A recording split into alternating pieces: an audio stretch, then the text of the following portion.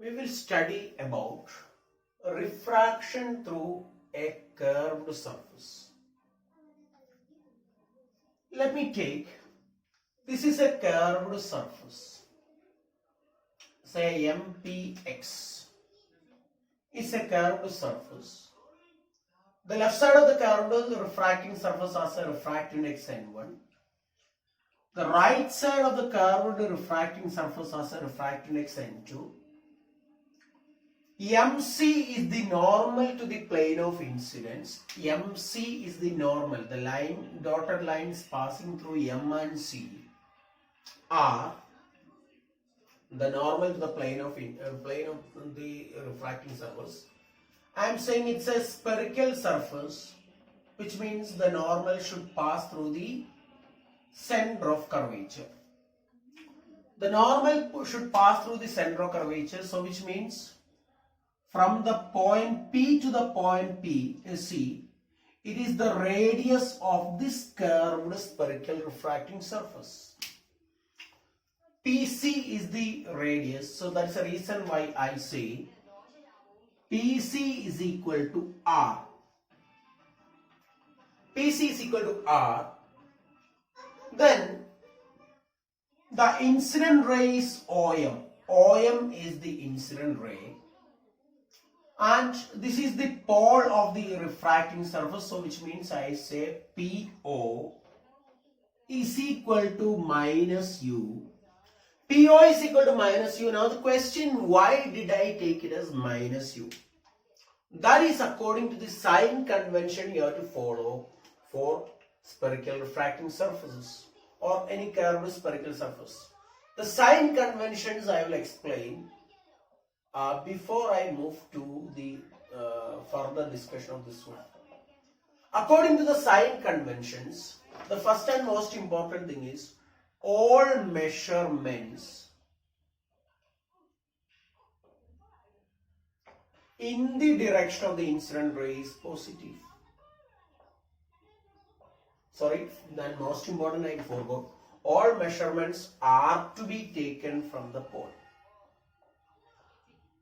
Are to be taken from the pole of the refracting surface. All measurements have to be taken from the pole of the refracting surface. So this is the refracting surface and P represents the pole of the refracting surface.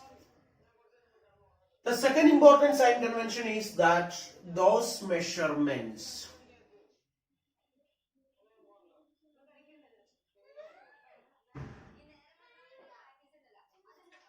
in the direction of the incident ray, in the direction of the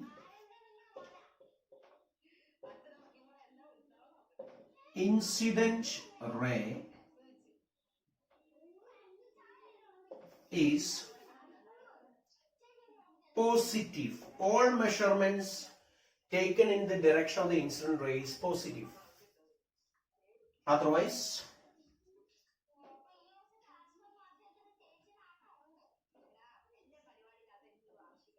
okay, not otherwise. I am saying the other point. The other thing is another point. All measurements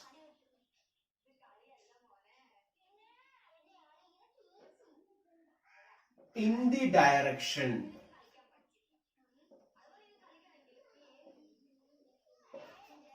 opposite to the direction of the incident rays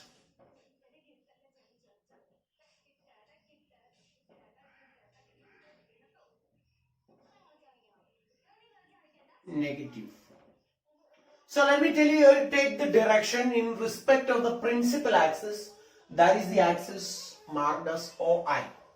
Now I am measuring U. As you can see from this figure, U is measured in this direction and this is the direction of the incident ray, right?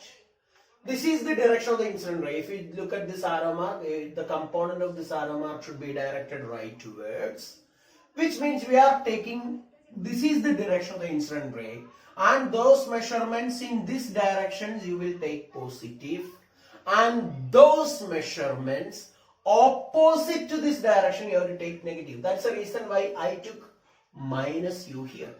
Minus u. Okay. Now what about PC? PC we are measuring. This is the direction of the incident ray and this is the direction of PC. So PC is measured in the direction of the incident ray, so I put it as positive. Now OM is the incident ray. So what I will say is that PO, which is measured in the direction opposite to the component parallel to the principal axis, so it is taken negative. Now then the next question which I want to ask you is, so MI is the refracted ray. MI is the refracted ray in the medium of refractive index N. So I will say in this case not MI, PI is equal to, tell me, is it plus V or minus V? Be careful with the arrow marks I put. I put this arrow mark likewise because I have in view in which direction I am measuring these quantities. That is the reason why I take these arrow marks accordingly. So what is the direction of PI? Is in the direction of the incident ray or is it opposite to the direction of the incident ray? Tell me please. Is it in the direction of the incident ray or is it in the direction opposite to the incident ray? And you can see from here, this is the direction of the incident ray, this is the direction of PI, so I will take it as plus V. Ready? I will take it as plus V. So these are the ideas regarding sign conventions I have to say. Although we do it, we will again take the directions once we consider problem. Okay, that is important I will say. So that is what a sign convention is all about. Now we will analyze the problem here. So according to Snell's law,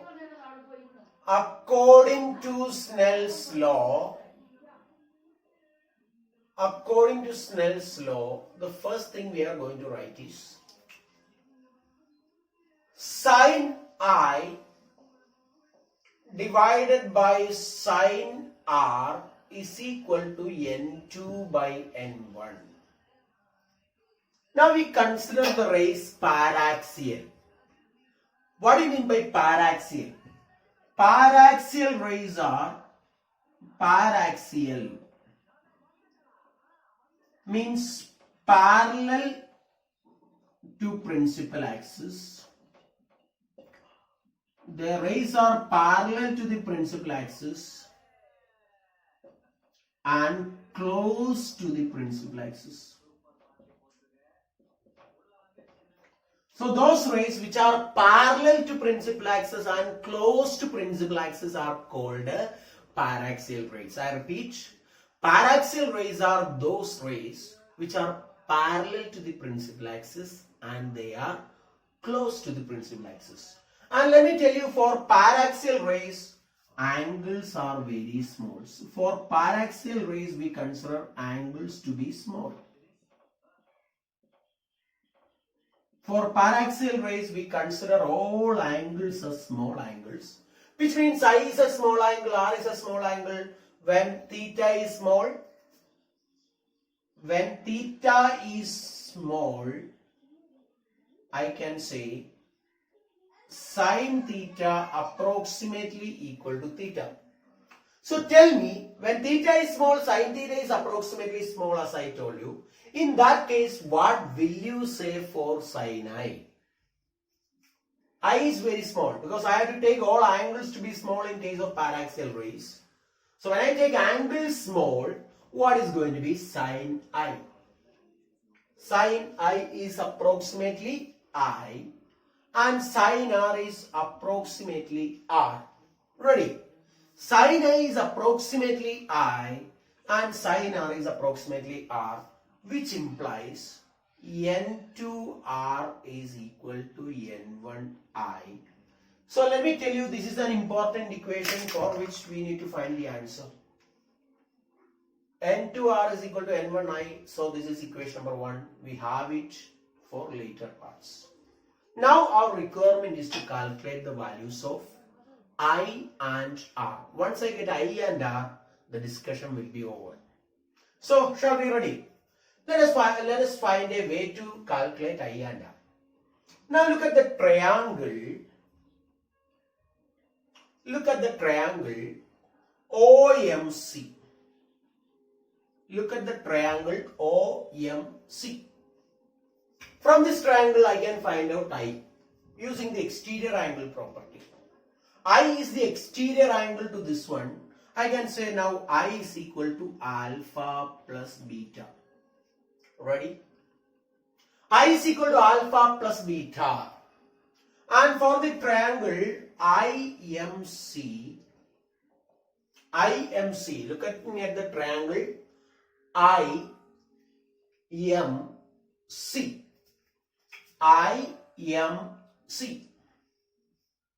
So again applying exterior angle. For the triangle IMC, which is the exterior angle beta, beta is equal to gamma plus R, or R is equal to beta minus gamma. Now we got the values of I and R.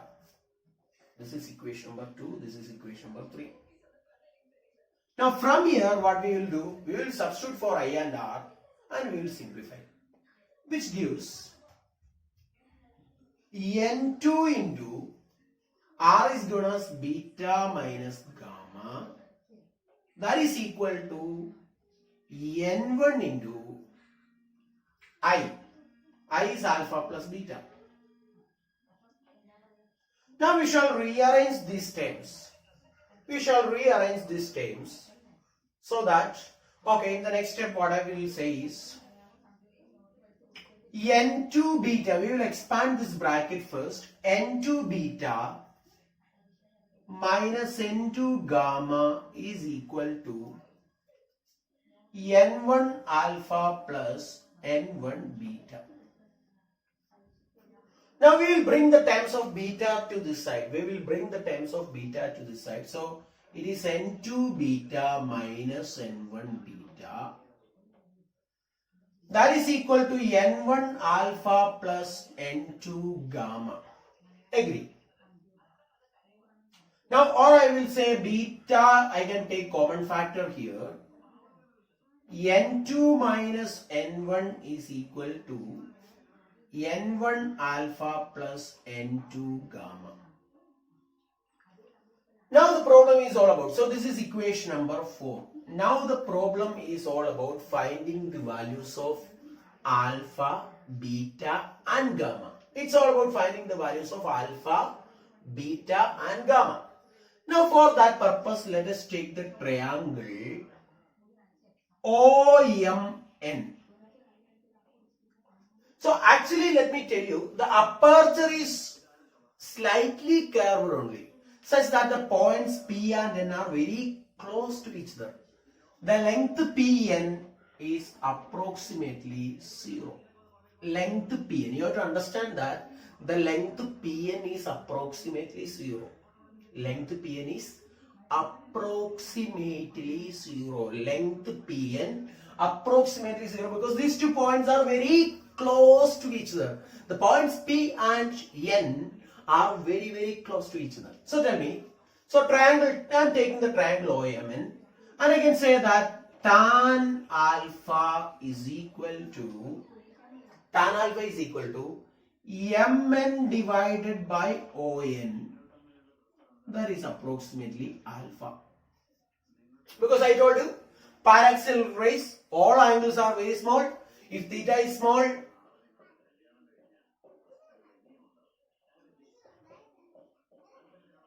tan theta is approximately theta. This is the identity I am using here. In that situation, I can say Mn. So, okay, fine. Mn divided by On can be written as OP plus Pn. That is equal to alpha. Right? But Pn, what is the value of Pn? Approximately 0, which is equal to Mn divided by OP. OP means it is minus U taking into consideration of sign convention. This is equation number 5 for us. Now in the similar way, if you take the triangle MNC, tan beta, which is approximately beta, is equal to Mn by Cn, but Cn is approximately Pn, as you can prove. This is Mn divided by plus R. This is equation number 6. And what will be tan gamma here? So from the triangle MNI, what will be tan gamma is equal to?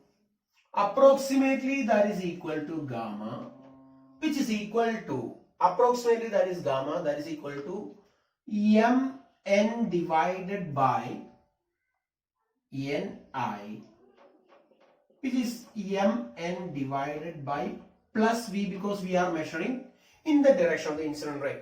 So what are things we needed here? Alpha we needed here, beta we needed here, gamma we needed here. This is equation number 7. Now let me wipe off this part so that now I can say here, substituting equations 5, 6 and 7 in 4. Substituting for beta. Let us first substitute for beta. Beta is Mn by plus R. Mn by R into N2 minus N1 is equal to, so N1 into alpha. N1 into alpha is Mn divided by minus U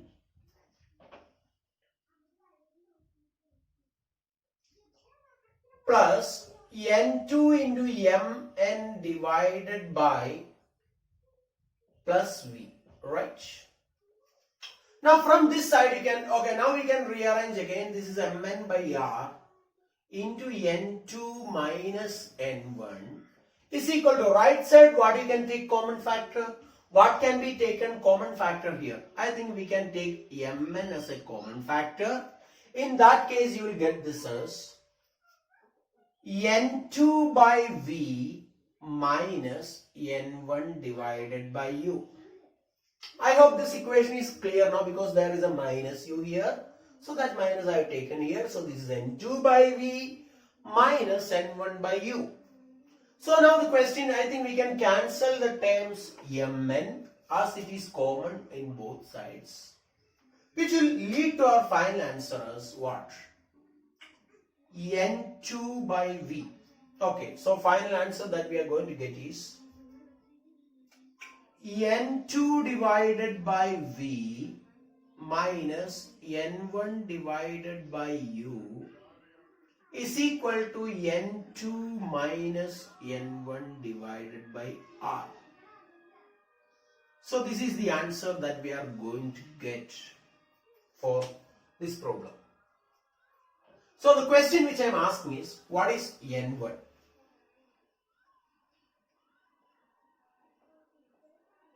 What is N1? In this formula, N1 is the refractive index of the medium of the object. So N1 is the refractive index of the medium of the object. What is N2? N2 is the refractive index of the medium of the image. Or this can also be said in the other way. N1 is the refractive index of the medium of the incident ray, as well as this is the refractive index of the medium of the refracted ray. N1 is the refractive index of the medium of the object or incident ray. N2 is the refractive index of the medium of the image or the refracted ray. So hope this relation is clear to you. Now I will take another case of the same thing. Now tell me how to tackle the situation. Suppose that instead of giving like this, if this is given likewise, so this is where the object. In this case, I will draw the normal like this. This is the center of curvature. This is the incident ray. I can say this is the angle of incidence. This is where I am getting the image. So this is the angle of refraction. So in this case, this is the direction you are measuring U. This is the direction you are measuring R, and this is the direction you are measuring V. So refractive index of this medium is N1. This is the refractive index of this medium is N2. My question then: how will this equation gets modified? That's a question you have to answer me. How will the above equation modify here? Very simple, we can say the only modification. There you are measuring R in this direction. Here you are measuring R in this direction. Which means only modification you have to make is you have to put a minus here. For this problem, this is the equation you have to follow. V is still in the same direction. U is still in the same direction, but the direction of R is reversed. Right? Because the center of curvature should come always on the concave side. Center of curvature should always come on the concave side. So I hope this discussion is clear to you. We will discuss a problem to understand the concept of refraction through a curved surface. Light from a point source in air falls on a spherical glass surface, and the radius of curvature 20 centimeter. That is, the radius of curvature of the glass surface is 20 centimeter. The distance of the light source from the glass surface is 100 centimeter. We are asked to find out V. Let us draw a figure to understand this. This is glass, right?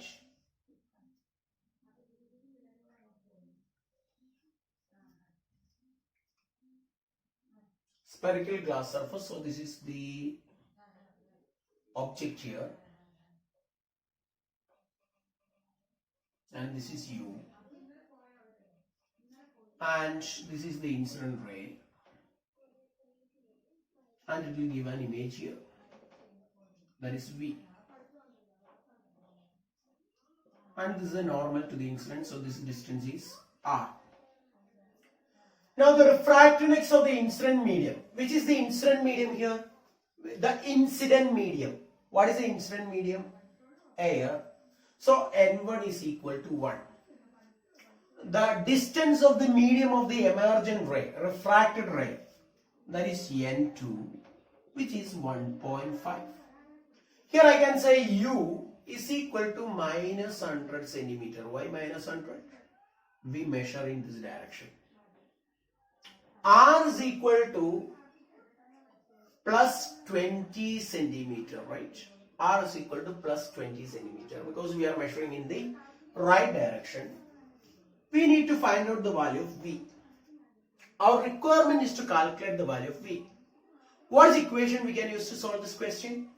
We can use the equation, okay, N2 by V minus N1 by U, which is equal to N2 minus N1 divided by R.